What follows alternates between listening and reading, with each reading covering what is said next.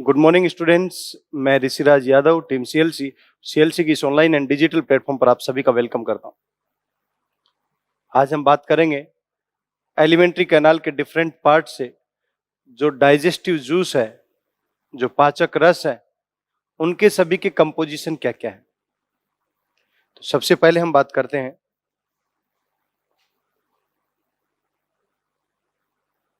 लार ग्रंथियों के बारे में। लार ग्रंथियां, या मैं कह सकता हूं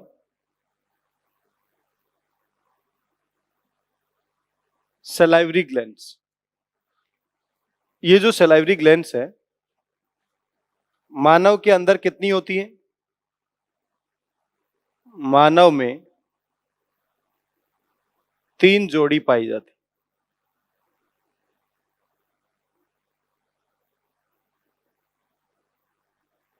इनकी उत्पत्ति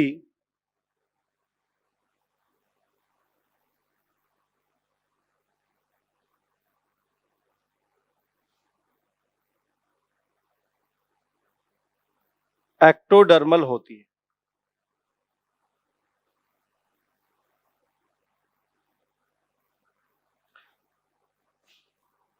कहां पर स्थित होती है?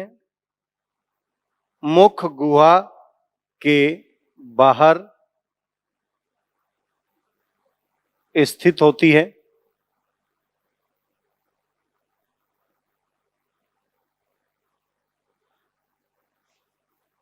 लेकिन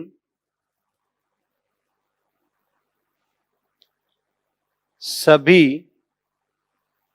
लार ग्रंथियां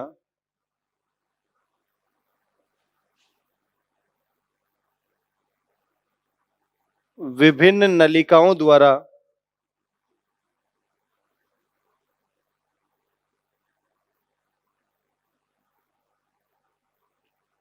मुख गुहा में खुलती हैं।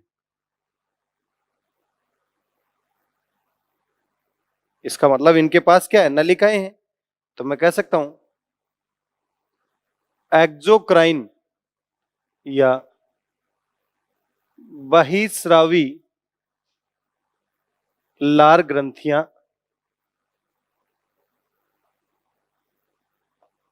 होती हैं। कौन कौन सी लार ग्रंथियां हैं?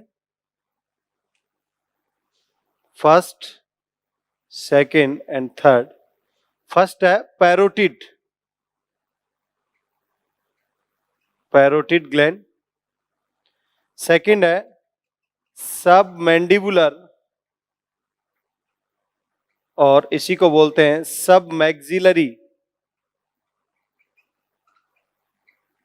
ग्लैंड। थर्ड है सब लिंगुअल। पैरोटिड कर्णपुरु, सब मैंडिबुलर और सब मैक्सिलरी,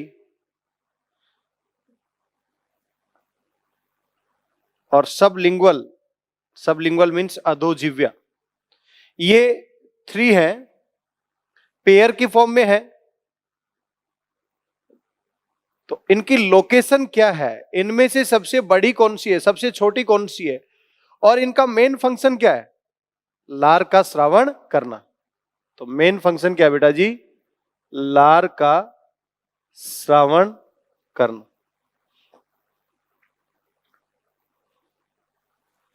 सबसे बड़ी पैरोटिड, सबसे बड़ी पैरोटिड। सबसे छोटी, सबसे छोटी सबलिंगुअल। और मध्यम आकार की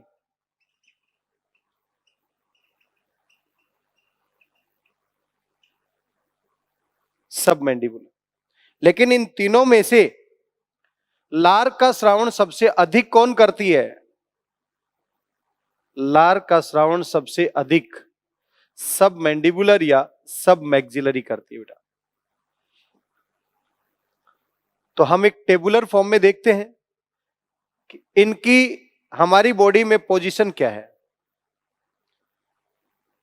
इनके पास कौन सी कपालीय तंत्रिकाओं का नियंत्रण है, कौन सी सबसे बड़ी है, कौन सी सबसे छोटी है, इनकी जो डक्ट कनेक्टेड है उन डक्ट का नेम क्या है, ये लार का श्रावण जो करेंगी वो कितनी अमाउंट में करेंगी, पर डे में कितनी लार का श्रावण होगा, उस लार का कंपोजिशन क्या है, घटक क्या है, और उस लार का भोजन के पाचन में क्या रोल होगा, उस लार के अंदर कौन सी एंटीबॉडी होगी, इन सब के बारे में हम बात करेंगे।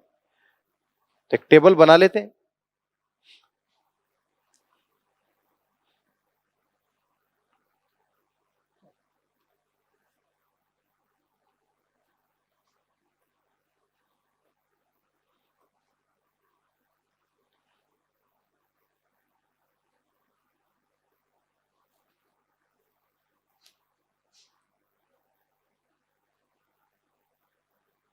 सबसे पहला ऊपर ऊपर नेम लिख लेते हैं,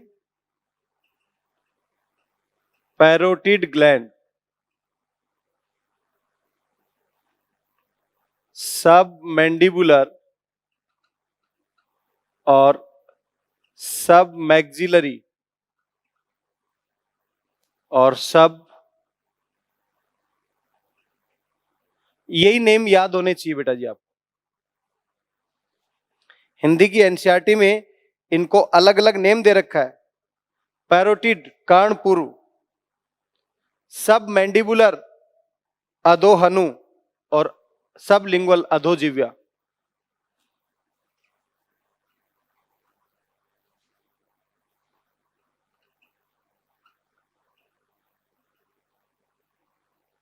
हिंदी के नेम थोड़े डिफिकल्ट है,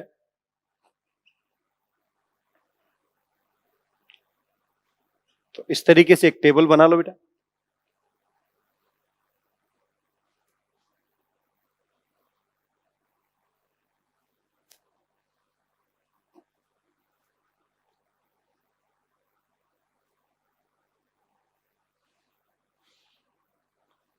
वन, टू, थ्री, फोर। पहला डिफरेंस क्या है बेटा, पहला डिफरेंस है कहां पर स्थित होती है, कान के आगे, पैरोटिड ग्लैंड। और मैं कह सकता हूं ये सबसे बड़ी लार ग्रंथि है। सब मैंडिबुलर जो मैंडिबल्स है उनके जंक्शन पॉइंट जो है उनके पास में, इसका मतलब ऊपरी और निचले जबड़े के जंक्शन पॉइंट का मतलब संधि स्थान पर, ऊपरी तथा निचले जबड़े के संधि स्थान पर, और ये मध्यम आकार की है। अधोजीव्या, इसका मतलब जिव्या के नीचे, या मैं कह सकता हूं टंग के नीचे।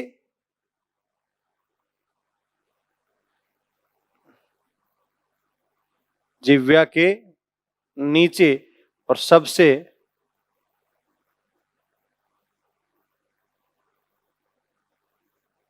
छोटी आकार की है बेटा। क्लियर। दूसरा हम ये देख रहे हैं कि तंत्रिका संचार जो है, तंत्रिका संचार मीन्स कौन सी तंत्रिकाओं की यहां पर सप्लाई है, 9 नंबर की। पैरोटिड की सप्लाई किसमें है, 9 नंबर की। इसके अलावा जो सब मैंडिबुलर और सब लिंगुअल है यहां पर 7th, और 7th को बोलते हैं फेसियल, इस 7th को भी बोलते हैं फेसियल, और 9th को बोलते हैं ग्लोसोफेरिंजियल। क्लियर है मेरी बात। सलाइवा या लार का सिक्रेशन ये कितना करती है, ये 25%, और ये 70%, और ये 5%। इसका मतलब लार का सबसे ज्यादा सिक्रेशन में सबसे ज्यादा रोल किसका है, सब मैंडिबुलर या सब मैक्सिलरी। क्लियर है मेरे। इनकी नलिकाएं कौन कौन सी हैं? पैरोटिड की नलिका है, उसे बोलते हैं स्टेनसन्स डक्ट। सब मैंडिबुलर सब मैक्सिलरी की नलिका कौन सी है? Wharton's duct. और सब लिंगुअल इसकी डक्ट है डक्ट ऑफ रिविनस।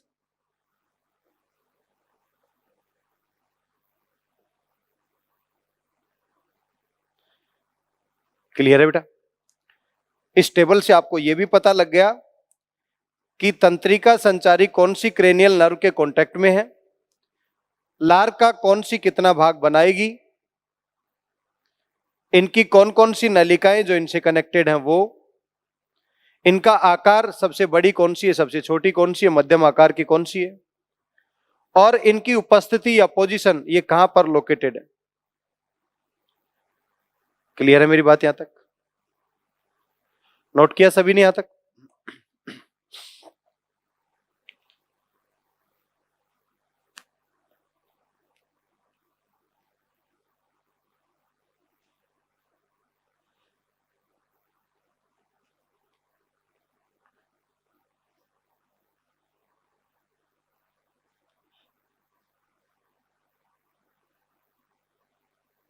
नेक्स्ट हम बात करें बेटा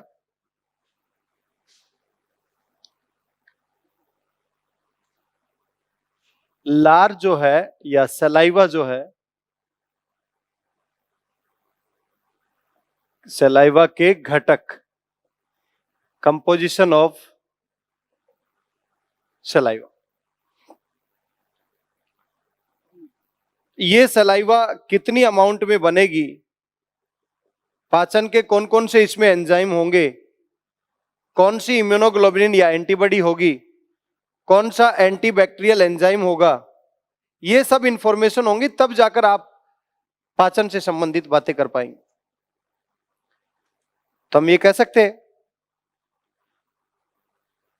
मोर देन 99.5% यहां पर क्या है, वाटर कंटेंट है।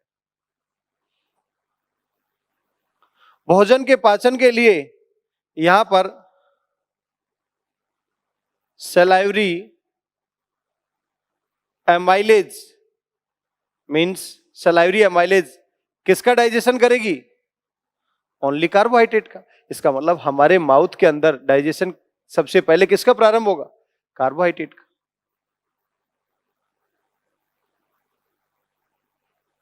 कार्बोहाइड्रेट को डाइजेस्ट करने वाला एंजाइम।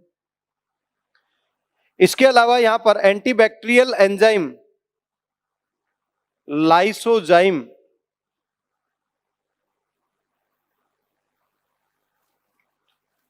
एंटीबैक्टीरियल एंजाइम भी उपस्थित होता है।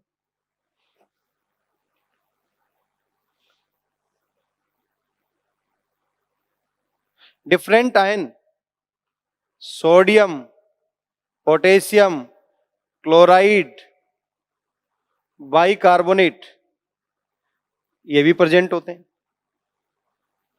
इसके अलावा आईजी इम्यूनोग्लोबुलिन ए टाइप की सीक्रेटरी एंटीबॉडी भी प्रेजेंट होती है।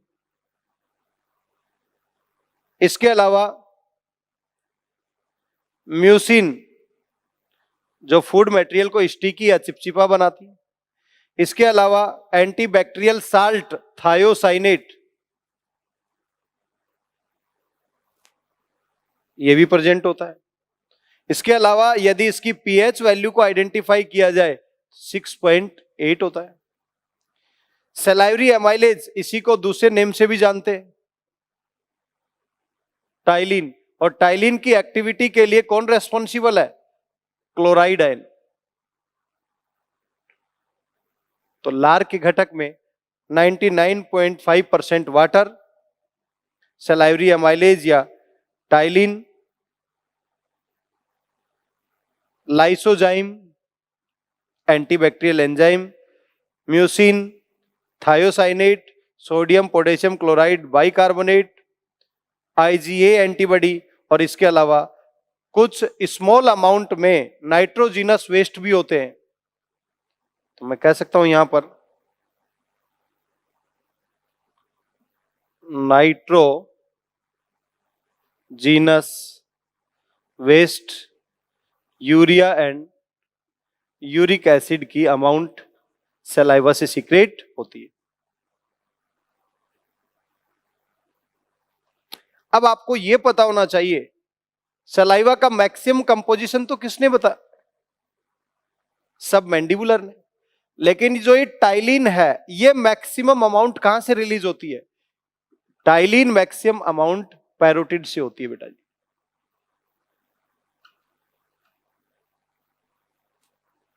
क्लियर है यहां तक? नोट करें बेटा। ये ह्यूमन बॉडी के अंदर पर डे की बात की जाए तो 1 से लेकर 1.5 लीटर पर डे सलाइवा का सिक्रेशन होता है। इसका मतलब भोजन का पाचन की शुरुआत सबसे पहले कहां पर होगी? मुख गुहा के अंदर। उसके बाद कहां पर होगी? स्टमक के अंदर। और फिर स्टमक के बाद में स्मॉल इंटेस्टाइन में। तो हम ये कह सकते हैं मुख गुहा से स्टमक तक भोजन जब जाएगा तो बीच में किससे क्रॉस करना पड़ेगा? उसे ईसोफेगस या ग्रेसिका या ग्रास नाल से क्रॉस करना पड़ेगा। तो ग्रास नाल में किसी भी प्रकार की कोई डाइजेस्टिव ग्लैंड नहीं है, इसलिए वहां पर किसी भी प्रकार का पाचन एक्स्ट्रा पॉसिबल नहीं हो सकता। लेकिन जो सलाइवा मिक्स हुई है, वो सलाइवा उस फूड मटेरियल में मिक्स है, तो वो उसका धीरे धीरे डाइजेशन पॉसिबल करवा रही है। और मुख गुहा के अंदर जो ये कार्बोहाइड्रेट है, इसका भी केवल कितना? ओनली 30% डाइजेशन पॉसिबल होगा। कितना परसेंट? ओनली 30%। इसका रिमेनिंग जो 70% है वो तो फाइनली स्मॉल इंटेस्टाइन में होगा। क्लियर है बेटा यहां तक? तो अब आपसे पूछ लिया जाए कि हमारे शरीर में भोजन के पाचन की शुरुआत कौन से भाग में होगी? मुख गुहा के अंदर। भोजन के अवयव जो हैं उनमें से किसका पाचन सबसे पहले होगा? कार्बोहाइड्रेट का। कितना प्रतिशत होगा? 30।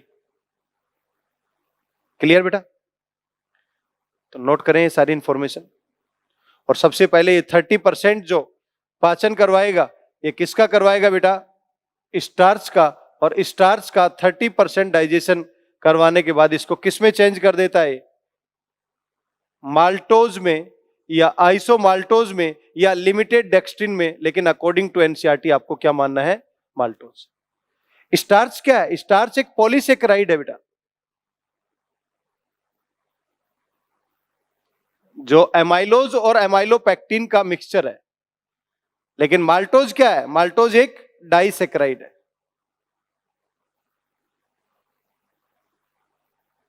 क्लियर यहां तक? तो नोट करें, आपको सलाइवा का कंपोजिशन पता लग गया। अब इजी वे से मुख के अंदर भोजन का पाचन करवा सकते हैं। अब हम बात करेंगे बेटा जठर रस के बारे में। जठर रस कहां से स्रावित होता है? जठर रस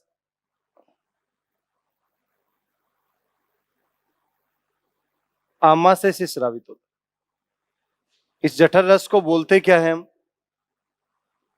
गैस्ट्रिक जूस।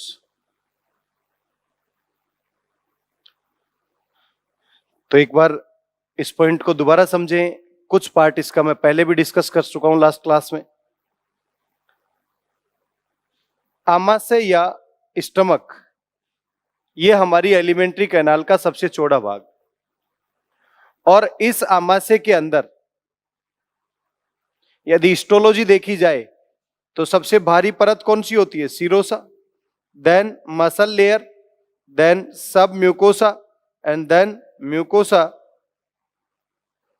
और फाइनली जो कैविटी प्रेजेंट होती है उसे हम बोलते हैं ल्यूमेन। ये जो म्यूकोसा है, इस म्यूकोसा परत के अंदर आमाशय में जठर ग्रंथियां पाई जाती, गैस्ट्रिक ग्लैंड्स पाई जाती। और ये जो गैस्ट्रिक ग्लैंड्स हैं, ये कैसी होती है? शाखित मीन्स ब्रांच, नलिकाकार means tubular, means branch tubular glands हैं, तो आपसे पूछा जाए जठर रस का जो स्रावण होगा वो कौन से भाग से होगा? जठर ग्रंथियों से। जठर ग्रंथियां कैसी है? शाखित और नलिकाकार है। जठर ग्रंथियां कहां पर स्थित होंगी? आमाशय के इस म्यूकोसा भाग के अंदर।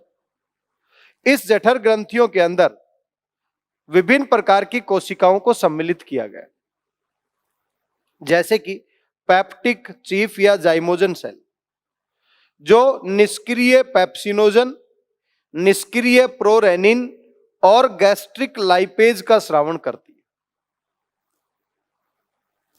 गैस्ट्रिक लाइपेज का स्रावण कुछ मात्रा में होता है, जबकि पेप्सिनोजन और प्रोरेनिन अत्यधिक मात्रा में रिलीज होते हैं। इसी जठर ग्रंथियों के पास म्यूकस सेल प्रेजेंट होती है। म्यूकस नेक सेल भी बोलते हैं और म्यूकस सरफेस सेल भी बोलते हैं। म्यूकस नेक सेल हो चाहे म्यूकस सरफेस सेल हो, दोनों ही म्यूकस का या श्लेष्मा का स्रावण करते हैं। और यह श्लेष्मा का स्रावण होगा तो वहां पर जितना भी एसिडिक मीडियम है वो स्टमक की वाल को डैमेज नहीं कर पाएगा, क्योंकि ये श्लेष्मा है, ये स्टमक की जो बॉडी वाल है उसको बचाने का कार्य करता है। पैराइटल एंड ऑक्जेंटिक सेल, जिसे हम बोलते हैं परिधीय या ऑक्जेंटिक कोशिकाएं, जो HCl का स्रावण कर रही है और इंट्रिंसिक कास्टल फैक्टर या नेज कारक का स्रावण करती है। इस HCl का मेन फंक्शन क्या क्या है वो देखें। HCl का मेन फंक्शन है इस पेप्सिनोजन को पेप्सिन में परिवर्तित करना, प्रोरेनिन को रेनिन में परिवर्तित करना। इसका मतलब HCl का जो पहला कार्य है वो क्या है? जो निष्क्रिय एंजाइम है उनको सक्रिय रूप में परिवर्तित करना। दूसरा, भोजन के अंदर जितने भी बैक्टीरिया हैं, जितने भी जीवाणु हैं, उसका नाश करके, उसको डैमेज करके भोजन को सड़ने से बचाता है। तीसरा, हमारे स्टमक में HCl एसिडिक मीडियम, अम्लीय माध्यम प्रदान करता है 1 से लेकर 3 pH तक का। इसके अलावा भोजन के अंदर जो भी कठोर अणु है उनको कोमल अणुओं में परिवर्तन करने का काम भी कौन करता है? HCl। क्लियर है बेटा मेरी बात यहां तक? नेक्स्ट यहां पर इंट्रिंसिक कास्टल फैक्टर, इसका काम क्या है? इंट्रिंसिक कास्टल फैक्टर का मेन काम है विटामिन B12 का एब्जॉर्प्शन करना। विटामिन B12 का साइंटिफिक नेम है साइनोकोबालामिन, और साइनोकोबालामिन का क्या करना? अवशोषण करना। तो आपको पेप्टिक सेल, चीफ सेल या जाइमोजन सेल का फंक्शन पता लगा, म्यूकस सेल का फंक्शन पता लगा, पैराइटल या परिधीय या ऑक्जेंटिक कोशिकाओं का फंक्शन पता लगा। अब हम बात करेंगे जी सेल के बारे में। इसी जी सेल का मेन रोल क्या है? गैस्ट्रिन हार्मोन, इसका मतलब ये एंडोक्राइन सेल है जो गैस्ट्रिन हार्मोन का स्रावण करती है। इसके अलावा यहां पर डी सेल भी है जो सोमेटोस्टेटिन का स्रावण करती है। इसके अलावा ECL सेल भी प्रेजेंट होती है। ये ECL सेल जो है ये सीरोटोनिन और हिस्टामिन रिलीज करती है। हिस्टामिन एक वाहिनी शिथिलक है और सीरोटोनिन एक वाहिनी संकुचक है।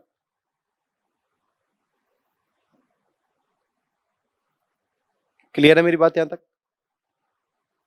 तो बेटा जी, आमाशय की जठर ग्रंथियों में विभिन्न प्रकार की कोशिकाओं का फंक्शन आपको पता लग गया। तो इस आमाशय के अंदर जो जठर रस जो है वो बनेगा, उस जठर रस के घटक क्या होंगे, उसका कंपोजिशन क्या होगा? तो जठर रस में 99.5% वाटर कंटेंट है, जल की मात्रा है। HCl 0.2 से लेकर 0.3% तक है। pH वैल्यू 1 से लेकर 3 तक है, मींस हाईली एसिडिक मीडियम है। और इस जठर रस में क्या क्या होगा? एक्टिव फॉर्म में pepsin, gastric lipase and rennin. Clear है मेरी बात यहां तक? तो ये इसके कंपोजिशन है। अब आपको पता लग गया कि जब भी डाइजेशन करवाया जाएगा तो डाइजेशन में इन सभी का रोल पता है। पेप्सिन प्रोटीन के पाचन में सहायता करेगा। गैस्ट्रिक लाइपेज वसा के कुछ मात्रा को पाचन करने में सहायता करेगा। रेनिन जो मिल्क है उसका इनिशियल स्टेप, जो प्रारंभिक पद है, उसमें इसका महत्वपूर्ण भूमिका होगा। क्लियर है मेरी बात यहां तक? तो बेटा जी आपसे पूछा जा सकता है कि जठर रस या गैस्ट्रिक जूस का कंपोजिशन क्या है, तो ये है। जठर ग्रंथियां कहां पर होंगी? आमाशय के अंदर। जठर ग्रंथियों में कौन कौन सी सेल्स है? मेनली आपसे पेप्टिक, म्यूकस और पैराइटल सेल, जी सेल के बारे में पूछता है। इसके अलावा डी सेल या ईसीएल सेल का भी रोल पता होना चाहिए। क्लियर है बेटा? तो नोट करें इसको। नेक्स्ट है बेटा पैनक्रियाज या अग्नाशय। ये हमारे बॉडी की मिक्स्ड ग्लैंड है।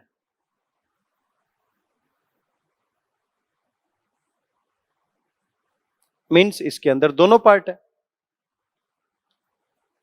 एक्सोक्राइन पार्ट भी एंड एंडोक्राइन पार्ट भी। यहां पर एंडोक्राइन पार्ट 1% है ओनली, और एक्सोक्राइन पार्ट जो है वो है 99%। मिक्स्ड ग्लैंड में एक्सोक्राइन पार्ट 99% और एंडोक्राइन 1%। एंडोक्राइन पार्ट जो है, जिसे बोलते हैं हम आइलेट्स ऑफ लैंगरहैंस या लैंगरहैंस की द्वीपिकाएं।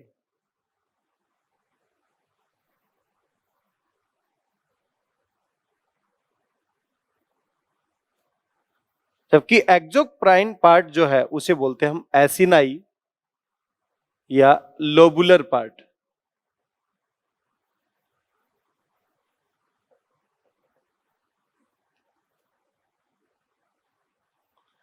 ये जो आइलेट ऑफ लैंगरहैंस है, एंडोक्राइन पार्ट, इसमें विभिन्न प्रकार की कोशिकाएं, alpha cell, beta cell, gamma या डेल्टा सेल या पीपी सेल्स पाई जाती। अल्फा सेल जो है ये ग्लूकागोन हार्मोन का स्रावण करती है, बीटा सेल इंसुलिन का, डेल्टा सेल सोमेटोस्टेटिन का, और पीपी सेल पैनक्रिएटिक पॉलीपेप्टाइड का। मीन्स हमारे शरीर की जो पैनक्रियाज मिक्स ग्लैंड का जो 1% पार्ट है एंडोक्राइन आइलेट ऑफ लैंगरहैंस, उसमें विभिन्न प्रकार की कोशिकाओं का मेन फंक्शन है विभिन्न प्रकार के हार्मोन को रिलीज करना। इन सभी हार्मोन का रोल हम पढ़ेंगे केमिकल कोऑर्डिनेशन वाले चैप्टर में। यहां पर इंपॉर्टेंट रोल क्या पढ़ना हमें? पैनक्रिएटिक जूस वाला पार्ट। तो पैनक्रिएटिक जूस वाला पार्ट कौन रिलीज करेगा? ये एक्सोक्राइन मींस एसिनाई वाला पार्ट। इसका मतलब इस एक्सोक्राइन पार्ट के पास क्या है? डक्ट प्रेजेंट है। एंडोक्राइन पार्ट के पास डक्ट क्या है? एब्सेंट है। तो ये जो एक्सोक्राइन या एसिनाई या लोबुलर पार्ट, ये दो तरीके की डक्ट फॉर्म करता है। एक को बोलते हैं मेन डक्ट और दूसरी को बोलते हैं एक्सेसरी डक्ट। मीन्स सहायक नलिका और मुख्य नलिका। जो मुख्य नलिका है उसे बोलते हैं डक्ट ऑफ विर्संग, और जो एक्सेसरी डक्ट है उसे हम बोलते हैं duct of Santorini.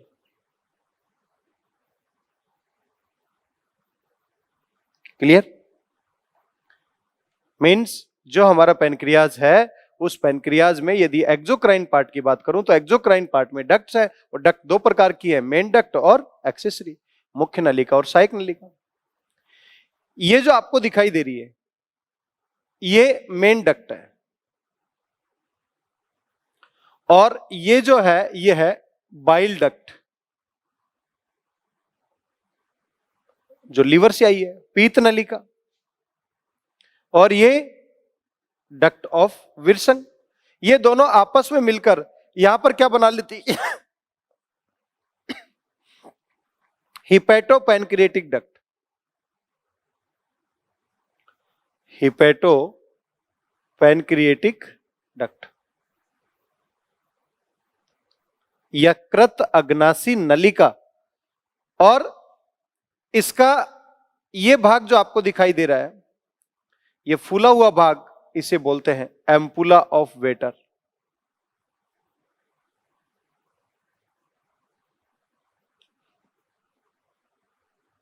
Bile duct और पैनक्रिएटिक डक्ट, ये दोनों आपस में मिलकर क्या बनाई? Hepato pancreatic duct. Hepato pancreatic duct का ये जो फूला पार्ट है, इसे बोलते हैं ampulla of waiter. Bile duct के ऊपर भी यहां पर जो स्फिंक्टर प्रेजेंट होता है, इसे बोलते हैं बॉयडन की अवरोधिनी। और यहां पर भी एक स्फिंक्टर आपको दिखाई दे रहा है, ये इसे बोलते हैं स्फिंक्टर ऑफ ओडाई।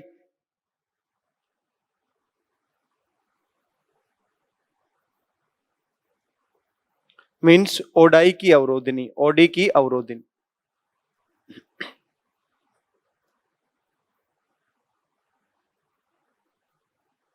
दोबारा समझे बेटा, पैनक्रियाज हमारे शरीर की मिक्स ग्लैंड या हेटेरोक्राइन ग्लैंड है। उसके दो पार्ट, एक्सोक्राइन और एंडोक्राइन। एक्सोक्राइन 99% पार्ट जिसे बोल रहे हैं एसिनाई, और एंडोक्राइन पार्ट 1% पार्ट है, 1% part islet of Langerhans. Islet of Langerhans में विभिन्न प्रकार की कोशिकाएं, अल्फा, बीटा, गामा या डेल्टा या PP cells. Alpha glucagon, beta insulin, gamma या delta somatostatin, PP cell pancreatic polypeptide का स्रावण करती है। जबकि एक्सोक्राइन पार्ट का जो एसिनाई या लोबुलर पार्ट है, उसमें दो तरीके की नलिकाएं, एक मेन और एक एक्सेसरी। मेन को बोल रहे हैं डक्ट ऑफ विल्सन, एक्सेसरी को बोल रहे हैं duct of Santorini. Duct of Wilson bile duct से कॉम्बाइन कर हिपैटो पैनक्रिएटिक डक्ट बनाती है। और हिपैटो पैनक्रिएटिक, ये सी शेप की संरचना जो आपको दिखाई दे रही है, ये क्या है? ग्रहणी, ड्यूडेनम। इस ड्यूडेनम में आकर खुलेगी, किसके थ्रू? स्फिंक्टर ऑफ ओडाई के थ्रू आकर खुलेगी। तो यहां से रिलेटेड भी क्वेश्चन पूछा जाता है। क्लियर है बेटा? जबकि डक्ट ऑफ सेंटोरिनी जो एक्सेसरी डक्ट है, ये डायरेक्टली ड्यूडेनम में खुलेगी, लेकिन duct of Wilson, hepatic duct जो है यहां पर, या बाइल डक्ट जो है, उससे कॉम्बाइन होकर ड्यूडेनम भाग में खुलेगी। इसकी स्थिति देखी जाए तो अग्नाशय कहां पर है? ये ड्यूडेनम सी शेप की आकार में। और मैं ये कह सकता हूं, ये जो ड्यूडेनम है, ड्यूडेनम का ये प्रॉक्सिमल पार्ट, ये डिस्टल पार्ट, इसका मतलब ड्यूडेनम की दोनों भुजाओं के बीच में पत्ती नुमा संरचना या लीफ लाइक जो शेप आपको दिखाई दे रही है, यही क्या है बेटा? पैनक्रियाज। और पैनक्रियाज का अनुप्रस्थ काट यदि देखेंगे तो आपको इस तरीके से दिखाई देंगे। ये साइड में जो आपको पार्ट दिखाई दे रहा है, ये क्या है? Acini of pancreas.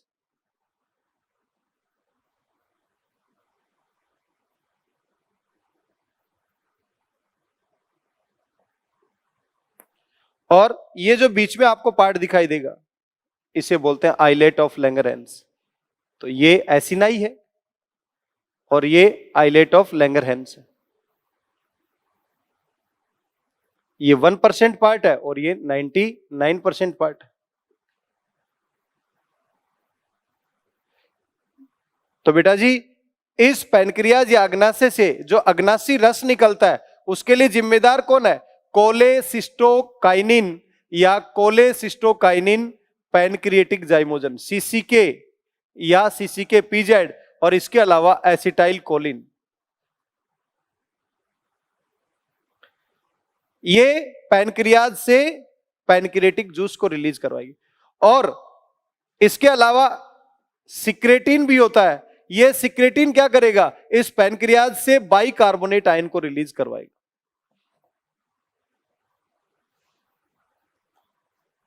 क्लियर?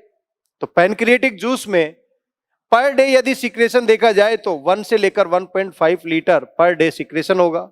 उसमें पानी की मात्रा 98%, उसमें साल्ट और एंजाइम लवण और विकर 2%। पीएच वैल्यू कितनी होगी? 7.5 से लेकर 8.3। इसका मतलब माउथ के अंदर आपने पीएच देखा, ओरल कैविटी के अंदर मीन जब आपने पीएच देखा तो वो क्या था? पीएच 6.8 मीन्स स्लाइटली एसिडिक और लगभग न्यूट्रल के आसपास था। जैसे आपने स्टमक के अंदर देखा तो वहां पर 1 से लेकर 3 तक मीन्स हाईली एसिडिक, और जैसे अब आप स्मॉल इंटेस्टाइनल पार्ट देखेंगे मीन्स पैनक्रियाज का पैनक्रिएटिक जूस रिलीज होकर आएगा, उसका पीएच वैल्यू क्या है? एल्कलाइन। हमारी एलिमेंट्री कैनाल में अलग अलग पोजीशन में अलग अलग जगह पर पीएच की वैल्यू अलग अलग होती है। क्लियर? तो आपको यह भी पता होना चाहिए कि पैनक्रिएटिक जूस में कौन कौन से घटक पाए जाते हैं।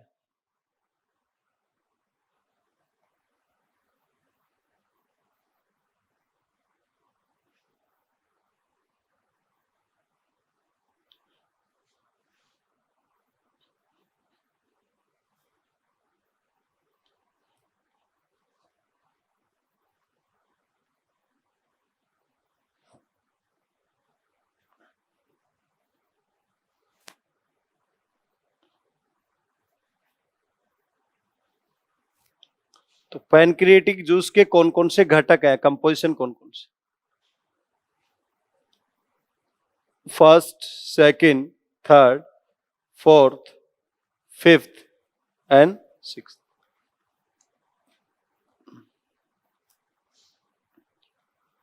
काइमोट्रिप्सिनोजन,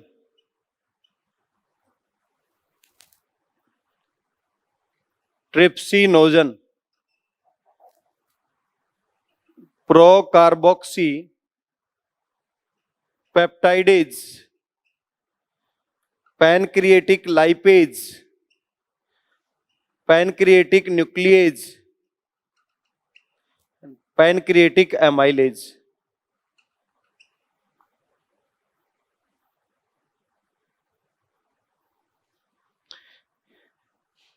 फर्स्ट, सेकंड, थर्ड ये प्रोटीन के डाइजेशन से रिलेटेड है, ये लिपिड या फैट के डाइजेशन से रिलेटेड है, ये न्यूक्लिक एसिड डीएनए या आरएनए के डाइजेशन से रिलेटेड है, और अमाइलेज ये कार्बोहाइड्रेट के डाइजेशन से रिलेटेड। तो बेटा जी इंटेस्टाइनल म्यूकोसा जो है, इंटेस्टाइनल मींस इंटेस्टाइन का जो म्यूकोसा पार्ट है उस पार्ट से एंटेरोकाइनेज रिलीज होता है। ये एंटेरोकाइनेज सबसे पहले क्या करेगा? जो ये ट्रिप्सिनोजन है इसके कांटेक्ट में आता है और इसको ट्रिप्सिन में कन्वर्ट कर देता है। इसका मतलब ट्रिप्सिनोजन को ट्रिप्सिन में, इसका मतलब ट्रिप्सिनोजन क्या था? इनएक्टिव, और ट्रिप्सिन क्या? एक्टिव। तो इसे एक्टिव फॉर्म में कन्वर्ट कर दिया। ये ट्रिप्सिन इस काइमोट्रिप्सिनोजन को काइमोट्रिप्सिन में चेंज कर देता है और प्रो कार्बोक्सी पेप्टाइडेज को कार्बोक्सी पेप्टाइडेज में। इसका मतलब ये भी इनएक्टिव है और ये भी इनएक्टिव। तो ये जितने कंपोजिशन मैंने आपको बताए हैं 6 कंपोजिशन या घटक, ये सभी किसके हैं? पैनक्रिएटिक जूस के। लेकिन एंटेरोकाइनेज पैनक्रिएटिक जूस का पार्ट नहीं है, ये तो इंटेस्टाइनल म्यूकोसा रिलीज करेगा जो ट्रिप्सिनोजन को ट्रिप्सिन में बदलेगा, और ये जो ट्रिप्सिन बदा है ये काइमोट्रिप्सिनोजन और प्रो कार्बोक्सी पेप्टाइडेज को काइमोट्रिप्सिन और कार्बोक्सी पेप्टाइडेज में कन्वर्ट करने का काम करता है। क्लियर है बेटा? तो नोट करें, पैनक्रिएटिक जूस से रिलेटेड क्वेश्चन बार बार पूछा जाता है। पीत रस या bile juice, bile juice. Bile juice का निर्माण किसने किया? यकृत या लीवर की हिपेटोसाइट्स जो होती हैं, जिन्हें यकृत कोशिकाएं कहा जाता है, उनके द्वारा निर्मित किया जाता है। लेकिन इसका संग्रह कौन करता है? पित्ताशय या गोल ब्लैडर। इसका मतलब इसका फॉर्मेशन तो लीवर ने किया है, लीवर के अंदर लीवर सेल्स जो है उन्होंने इसका फॉर्मेशन किया, बट पित्ताशय या गोल ब्लैडर इस पीतरस का संग्रह करता है। बाइल जूस एक ऐसा जूस है जिसके अंदर कोई भी एंजाइम नहीं है, विकर अनुपस्थित होते हैं, लेकिन इसका पाचन में बहुत इंपॉर्टेंट रोल है। इसकी पीएच वैल्यू 7.4 से लेकर 7.6, वाटर कंटेंट 98% और पर डे 500 ml सिक्रेशन होता है। यदि इस पीत रस के घटक देखे जाएं तो उसमें इनऑर्गेनिक साल्ट के रूप में NaCl, सोडियम बाइकार्बोनेट और Na2CO3। ऑर्गेनिक साल्ट की फॉर्म में यहां पर क्या प्रेजेंट है? सोडियम ग्लाइकोकोलेट और सोडियम टोरोकोलेट, मींस सोडियम के ग्लाइकोलेट एंड टोरोकोलेट, और इसी तरीके से पोटेशियम के ग्लाइकोकोलेट एंड टोरोकोलेट। ये ऑर्गेनिक साल्ट, दोनों का फंक्शन देखे क्या है।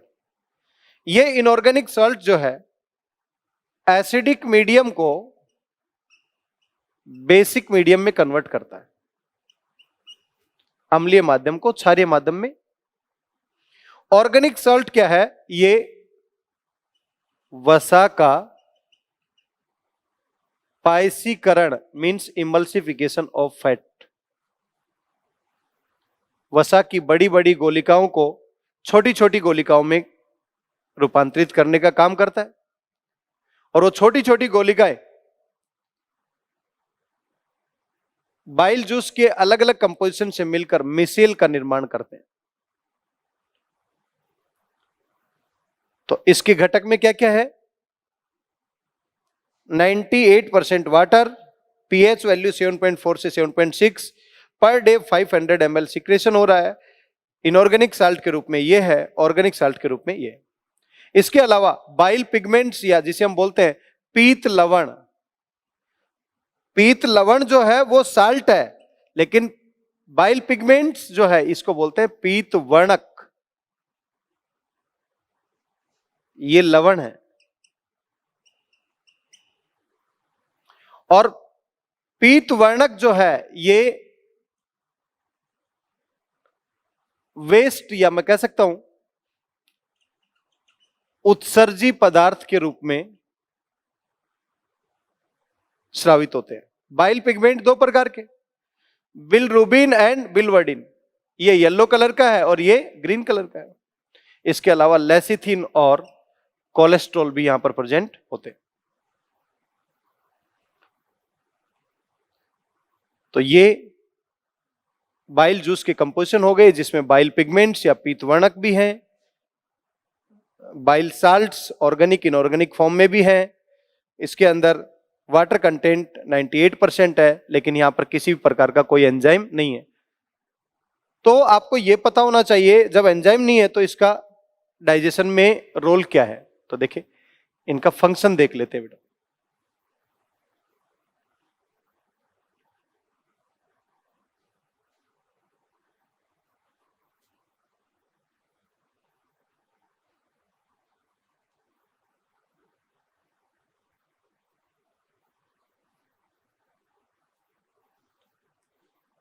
फंक्शन है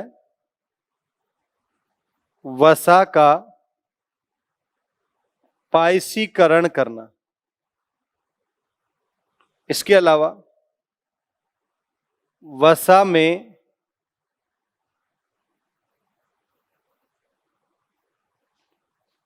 घुलनशील विटामिन के अवशोषण में सहायता करना। इसके अलावा लाइपेज की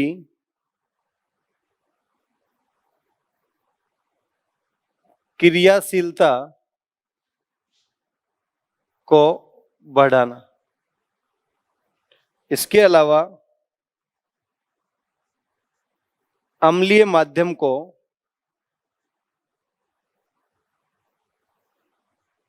क्षारीय माध्यम में परिवर्तित करना।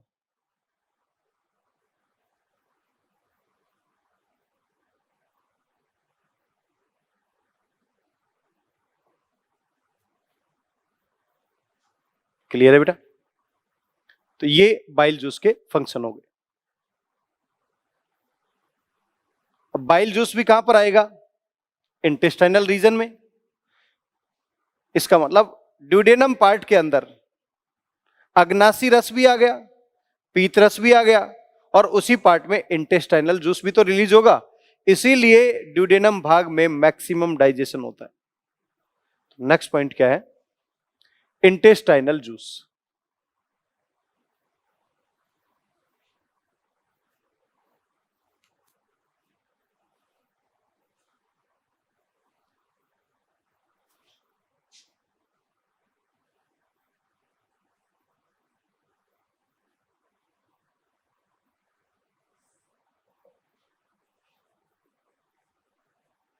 आंतरीय रस, या इसी को बोलते हैं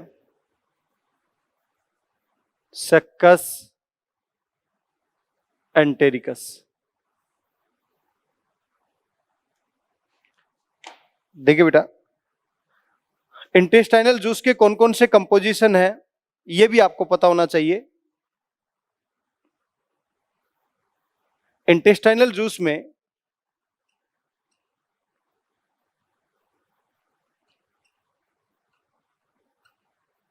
dipeptidase,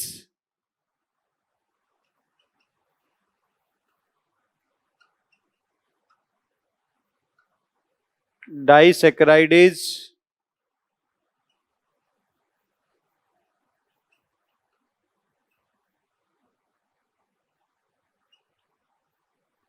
intestinal lipase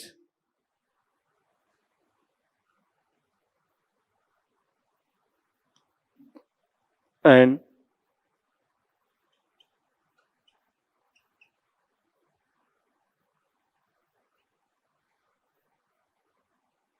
intestinal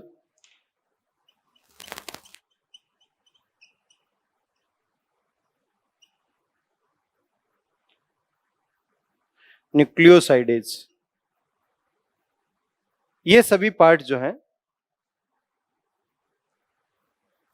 intestinal juice के। डाइपेप्टाइडेज,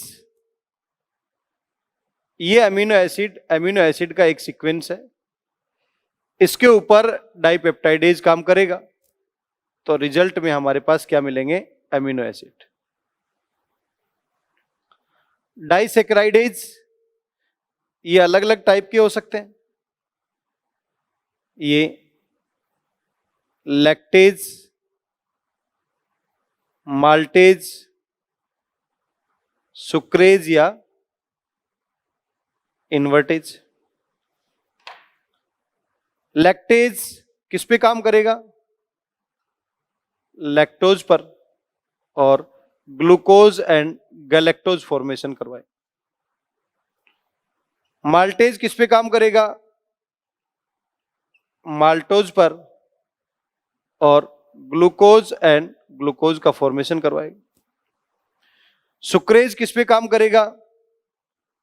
सुक्रोज पर, एंड ग्लूकोज एंड फ्रक्टोज का फॉर्मेशन करवाए। इंटेस्टाइनल लाइपेज डिफरेंट टाइप के ग्लिसराइड पर काम करता है और fatty acid and glycerol formation करवाएगा। डाइग्लिसराइड हो सकता है या मोनोग्लिसराइड हो सकता है, इस पे काम करके फैटी एसिड के 3 मॉलिक्यूल एंड ग्लिसरॉल का 1 मॉलिक्यूल फॉर्मेशन करवाता है। इंटेस्टाइनल न्यूक्लियोसाइडेज न्यूक्लियोसाइड पर काम करेगा और क्या फॉर्मेशन करवाएगा बेटा जी? Nitrogenous base plus pentose sugar. Clear है यहां तक? क्लियर है बेटा? इंटेस्टाइनल जूस, इंटेस्टाइनल जूस को क्या बोल रहे हैं? Succus entericus. उसके क्या क्या कंपोजिशन है और कौन कौन से सबस्ट्रेट पर काम करके कौन कौन सा प्रोडक्ट बनाएगा, ये पता होना चाहिए। क्लियर है सभी को? अब यदि इसकी पीएच भी देखेंगे तो क्या होगी बेटा जी? एल्कलाइन। पर डे सिक्रेशन इसका भी देखेंगे तो 1 से लेकर 1.5 लीटर पर डे इसका सिक्रेशन होगा। मींस एल्कलाइन पीएच है तो मैं कह सकता हूं मोर देन 7।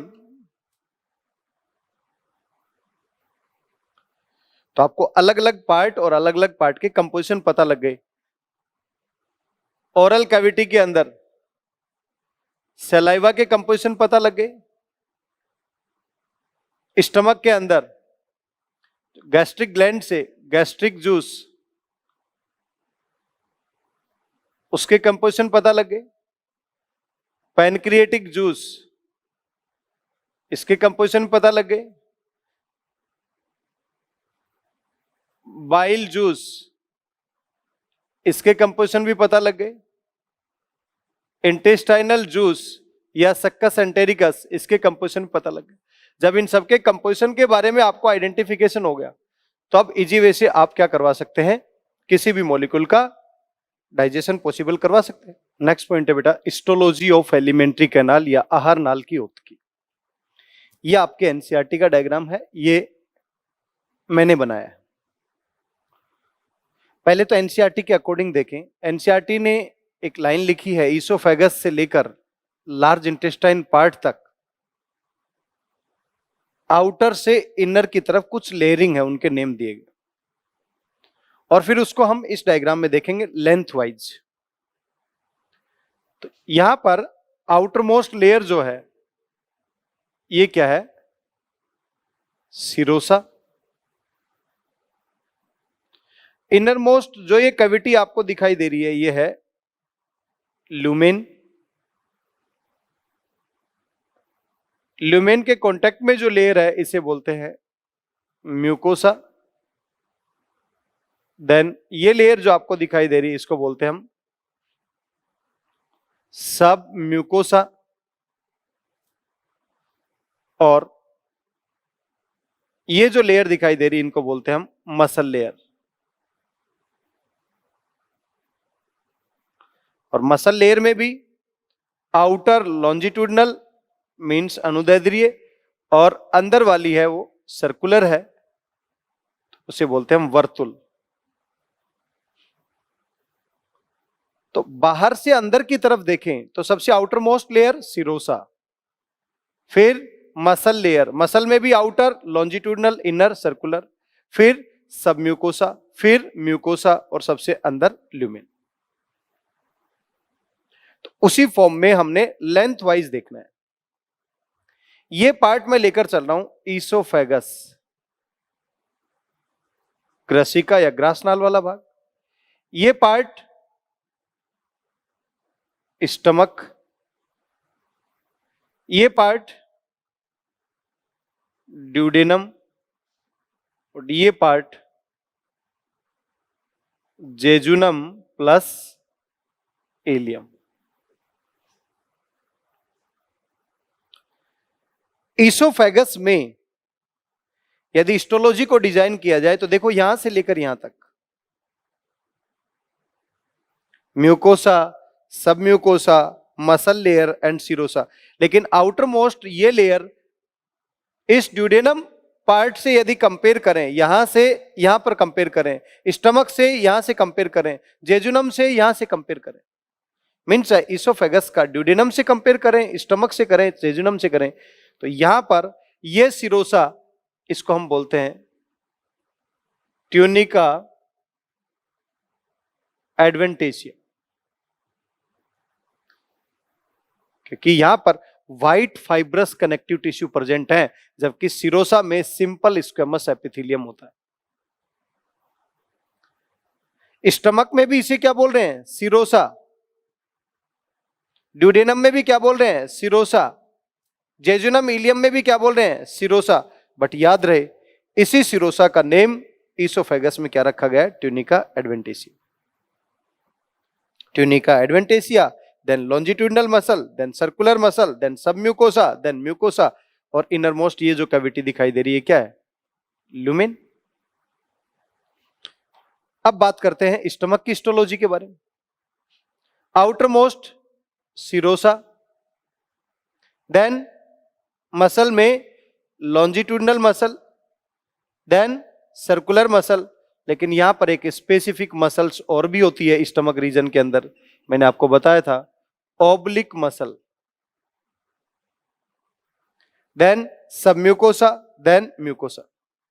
और यहां पर आपको यह भी देखने को मिल रहा है कि इस म्यूकोसा में यहां पर फोल्डिंग्स दिखाई दे रही हैं। इन फोल्डिंग्स को क्या बोलते हैं बेटा?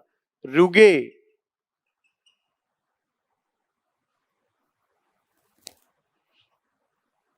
ड्यूडेनम में देखते हैं, जैसे जैसे हम आगे की तरफ बढ़ रहे हैं, आप देख पा रहे हैं म्यूकोजल लाइनिंग में फोल्डिंग मोर डेवलप होती जा रही है।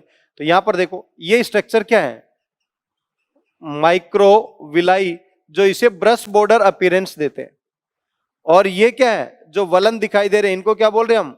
विलाई।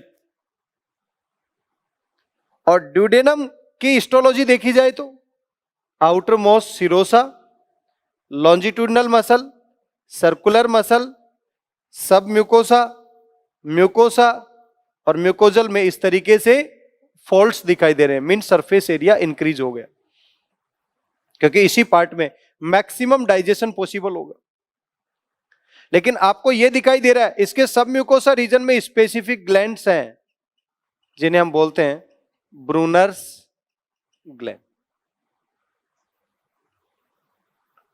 और आगे की तरफ चलते हैं, जेजुनम और इलियम पार्ट में outer most serosa, then longitudinal muscle, then circular muscle, then submucosa, then mucosa, और म्यूकोसा में यहां पर फोल्डिंग और हाईली डेवलप्ड है।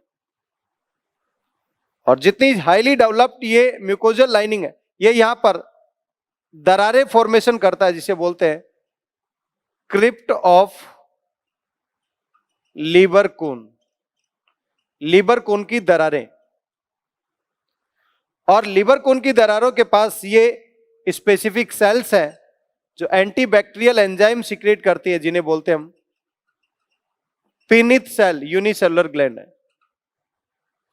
और इसी इंटेस्टाइनल रीजन में टॉन्सिल्स या लिम्फोइड ऑर्गन भी प्रेजेंट होते हैं। ये इसे हम बोलते हैं Peyer's patch. Means mucosal lining में mucosal associated lymphoid tissue present भी होते हैं। तो ये लिम्फोइड टिश्यू हो गया, ये एंटीबैक्टीरियल एंजाइम सीक्रेट करने वाली यूनिसेलुलर ग्लैंड हो गई। ये सबम्यूकोजल रीजन के अंदर ड्यूडेनम पार्ट के अंदर ब्रूनर्स ग्लैंड हो गई। तो different crypt of Lieberkuhn, Paneth cell, Peyer's patches, Brunner's gland, oblique muscles, इन सब की लोकेशन आपको पता लग गई। अब आपको यह पता होना चाहिए एलिमेंट्री कैनाल में डायमीटर के बेसिस पर भी कम और ज्यादा डायमीटर होगा, और लेंथ वाइज भी कॉन्ट्रैक्शन रिलैक्सेशन पॉसिबल होंगे। तो डायमीटर के बेसिस पर भी और लेंथ के अकॉर्डिंग भी कॉन्ट्रैक्शन रिलैक्सेशन पॉसिबल होंगे। उसके लिए यहां पर जो मसल्स फाइबर है, स्मूथ मसल फाइबर, उनके पास सिंपैथेटिक और पैरासिंपैथेटिक मींस अनुकंपी और परानुकंपी तंत्रिकाओं का जाल फैला हुआ होता है। लॉन्जिट्यूडनल और सर्कुलर और सब म्यूकोसल, इस पार्ट में एक जाल तो यहां पर है और एक जाल यहां पर है। मींस इस लॉन्जिट्यूडनल और सर्कुलर के बीच में जो जाल है, इसको बोलते हैं ऑरबैक प्लेक्सस, और सर्कुलर और सबम्यूकोजल के बीच में है, इसको बोलते हैं मिशनर्स प्लेक्सस। प्लेक्सस का मतलब होता है जाल। चाहे मैं बात करूं सबम्यूकोजल प्लेक्सस की या मिशनर्स प्लेक्सस की, तो इसी मिशनर्स को सबम्यूकोजल प्लेक्सस भी बोलते हैं बेटा। और इस ओरेबैक को माइंट्रिक प्लेक्सस भी बोलते हैं।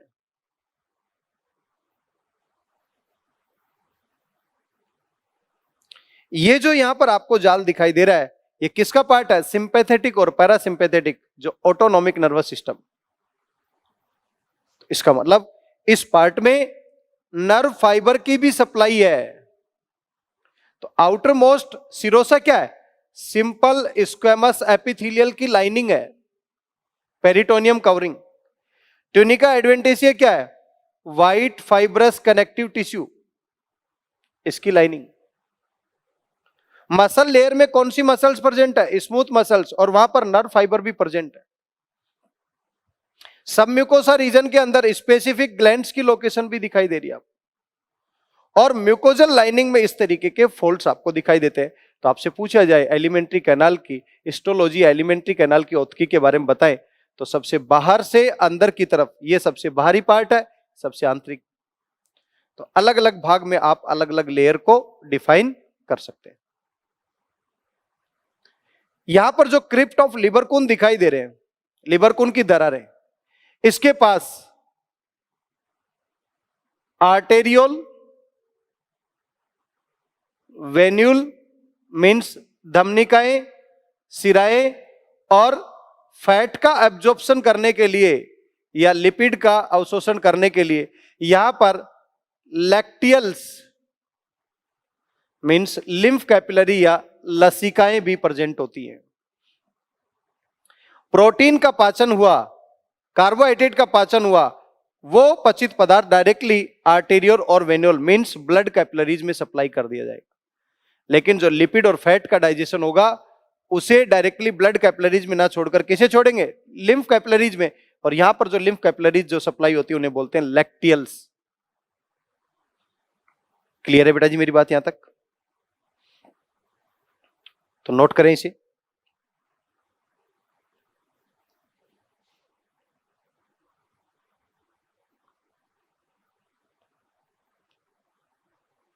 आज मैंने क्या पार्ट डिस्कस किया, यदि मैं अपनी बात को समराइज करूं तो मैंने सबसे पहले आपको यह बताया कि हमारे मुख गुहा से बाहर 3 जोड़ी लार ग्रंथियां पाई जाती हैं, और लार ग्रंथियों में कौन सी सबसे बड़ी होगी, कौन सी सबसे छोटी होगी, कौन सी मध्यम आकार की होगी, और कौन सा लार के सिक्रेशन में कितना रोल होगा। और हमने सलाइवा का कंपोजिशन या सलाइवा का घटक देखा। फिर हमने बात की गैस्ट्रिक जूस, तो गैस्ट्रिक जूस के क्या क्या कंपोजिशन होंगे, उसमें मैंने आपको यह बताया पेप्सिन, पेप्सिनोजन से पेप्सिन कैसे कन्वर्ट होता है, प्रोरेनिन से रेनिन कैसे कन्वर्ट होता है, और गैस्ट्रिक ग्लैंड्स में कौन कौन सी सेल्स है उनका क्या रोल है, और कंपोजिशन ऑफ गैस्ट्रिक जूस। फिर उसके बाद मैंने आपको बताया पैनक्रिएटिक पार्ट के बारे में कि पैनक्रिएटिक जूस के कौन कौन से कंपोजिशन होंगे, कौन सा एक्सोक्राइन पार्ट है, कौन सा एंडोक्राइन पार्ट है। फिर हमने बात की बाइल जूस, जिसके अंदर किसी भी प्रकार का कोई एंजाइम नहीं पाया जाता है, लेकिन बाइल जूस का बहुत इंपॉर्टेंट रोल है डाइजेशन में। फिर मैंने बात की इंटेस्टाइनल जूस के बारे में, इंटेस्टाइनल जूस के कौन कौन से कंपोजिशन है और उनका क्या क्या रोल होगा। और फिर मैंने आपको यह बताया कि हमारे एलिमेंट्री कैनाल की हिस्टोलॉजी कैसी दिखाई देती है, उस हिस्टोलॉजी के बारे में। अब हम यहां से माउथ से स्टार्ट करें और यहां तक आए, तब आप इजी वे से आप समझ सकते हैं कि डाइजेशन की प्रोसेस किस तरीके से पॉसिबल होगी। सबसे पहले पाचन मुख में होगा, फिर पाचन स्टमक में होगा, फिर पाचन स्मॉल इंटेस्टाइन में होगा, और मैक्सिमम जो पचित भोजन है उसका मैक्सिमम जो एब्जॉर्प्शन या अवशोषण होगा वो स्मॉल इंटेस्टाइन के जेजुनम पार्ट में संभव होगा, और फाइनली अपचित भोजन को बॉडी बाहर डिस्चार्ज कर देगी। क्लियर है बेटा? तो आज के लिए इतना ही। टीम सीएलसी लगातार आपके लिए मेहनत कर रही है, आप भी इसी तरीके से मेहनत करते रहेंगे तो सक्सेसफुल रिजल्ट आपको मिलेंगे। Wish you all the best and thank you so much.